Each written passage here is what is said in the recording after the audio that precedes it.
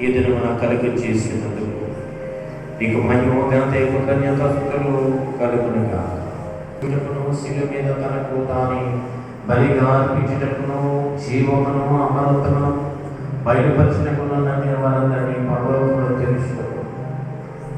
నీ ప్రియ పితృపుత్రుడైనటువంటి యేసుక్రీస్తును ఇచ్చినందుకు నీకు వందనములు. మహిమా ఘనత కృతజ్ఞతాస్తుతులు కలుగునుగాక. మేము నీతిమంతులమని తీర్చబడుటకు మా అపరాధం ఎంతో అప్పగింపబడి యేసు తిరిగి లేపిన ఆలోచన ఆశ్చర్యకరము క్రియలతో కీర్తనలు నీకు మహిమా ఘనత కృతజ్ఞతాస్తుతులు కలుగునుగాక. మమ్మల్ని మేము ఏ పొరపాటు వలన పాపం వలనను చెప్పసఖ్యము కానీ నీ దైవ కృపను అయోగ్యములంగా చేసుకుంటామో వాటిని క్షమింపమని నిన్ను బ్రతిమాలకుంటున్నాము. యేసు క్రీస్తునందుకు మేము ఏ నిరీక్షణతో పిలువబడతామో దానిని మేము గ్రహించి మహిమగల సువార్త యందు మా పూర్ణ హృదయంతో ఆనందించుటలో మా జ్ఞాననేత్రముల కృపతో తెరవమని మా బలహీనత తొలగింపము.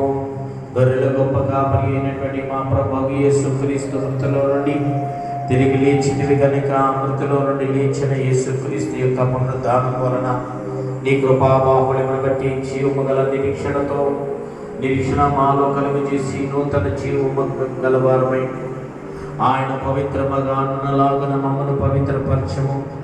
ఈ బ్రతుకునందు మాకు సంభవించు శోధన మధ్యను కష్టముల మధ్యను స్థిరముగా నిలకడగా నుండి ప్రభువా పనిని నిత్యము ధారణముగా జరిగించు. ఆయనతో పాటు మమ్మల్ని చేయము.